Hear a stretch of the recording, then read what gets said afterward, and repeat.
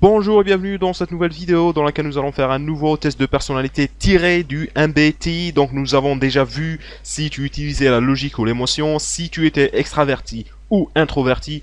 Aujourd'hui nous allons voir si tu utilises la sensation ou l'intuition. Alors, sensation et intuition, ça veut dire quoi? En fait, c'est quelque chose qui a à voir avec ta perception, comment tu vas percevoir le monde. Alors, si ça c'est toi et ça c'est le monde, tu vas percevoir le monde de deux façons. Soit en utilisant tes cinq sens, et dans ce cas-là, tu es quelqu'un qui utilise la sensation, et là tu vas me dire, attends, donc une personne qui utilise l'intuition perçoit le monde avec l'intuition, hein? Ben, en fait, c'est pas vraiment ça, c'est sur quoi tu vas porter ton attention. Alors, je t'explique. Une personne qui utilise la sensation, tu lui donnes une idée, qu'est-ce qu'elle fait? Elle se concentre totalement sur cette idée que tu viens de lui donner. Alors qu'une personne qui utilise l'intuition, tu lui donnes une idée, il va pas seulement se concentrer sur l'idée que tu lui as donnée, il va essayer de voir la relation de cette idée avec d'autres idées et il va essayer de voir toutes les possibilités et significations de l'information que tu viens de lui donner. T'as pas compris, je sais, c'était pas assez clair, mais il y a un test à faire, donc avant, tu dois savoir si tu utilises la sensation ou l'intuition. Comme toujours, tu peux soit faire le test dans mon blog ou télécharger le PDF. Tu trouveras les deux liens en bas dans la description. Bien, normalement maintenant tu sais si tu utilises la sensation ou l'intuition. Comme je l'ai dit, c'est quelque chose qui a à voir avec la perception. Ça n'a rien à voir avec le fait d'utiliser son intuition ou d'être quelqu'un avec une très grande intuition. Nous allons tout de suite commencer par décrire les gens qui utilisent la sensation. Alors tu vas trouver qu'ils font attention aux faits et données concrètes, qu'ils aiment bien creuser dans les détails de la situation, ils veulent bien avoir tous les détails, ils se concentrent sur ce qui est immédiat, pratique et réel, ils sont plus intéressés par les faits que par les possibilités, et souvent ce sont des gens qui sont très pragmatiques. Ils aiment partir d'un point donné et construire de façon séquentielle à partir de là, c'est-à-dire qu'ils vont aller du point A au point B et du point B au point C.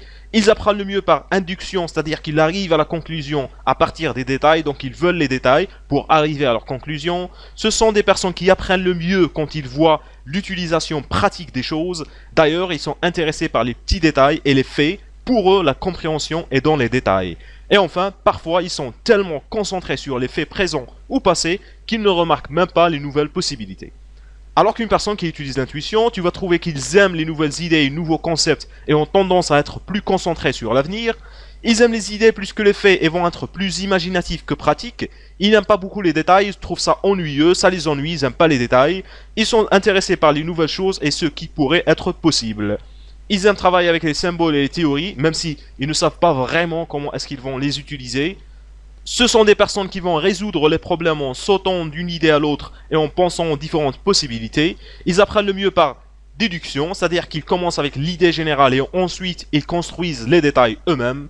Parfois ils pensent tellement aux nouvelles possibilités qu'ils ne prennent même pas le temps de réfléchir à comment les réaliser. Et ils représentent 25% de la population. Les gens qui utilisent l'intuition sont peu comparés aux gens qui utilisent la sensation. Alors, une situation qui peut arriver à une personne qui utilise l'intuition et qui travaille dans une entreprise. On peut par exemple lui demander de réfléchir à de nouvelles idées et de nouveaux plans pour améliorer la société.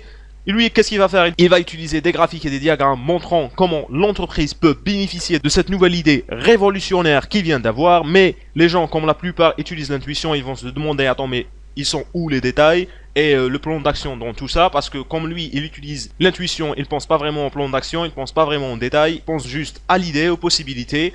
Et là, ils vont se dire, ce type il sert à rien, il sait même pas penser, et ça risque d'influencer négativement sur son travail. Comment les gens qui utilisent la sensation voient les gens qui utilisent l'intuition? Ah ben, ils les voient comme étant trop théoriques, manquant de détermination, irréalistes, compliquant les choses et trop d'idées, pas assez de faits, parce que ce sont des gens qui réfléchissent énormément et qui réfléchissent énormément aux possibilités. Alors que les gens qui utilisent l'intuition voient les gens qui utilisent la sensation comme étant manquant d'imagination, pas créatifs, trop factuels, résistants au changement et trop axés sur les détails inutiles. Voilà, donc normalement maintenant tu sais si tu utilises la sensation et l'intuition. Comme toujours, n'oublie pas de me laisser tes avis et commentaires. Et si tu n'es pas encore abonné à ma chaîne, abonne-toi afin de recevoir plus de vidéos de ce genre. Et n'oublie pas, il reste encore une vidéo des tests de personnalité MBTI que je vais publier très prochainement.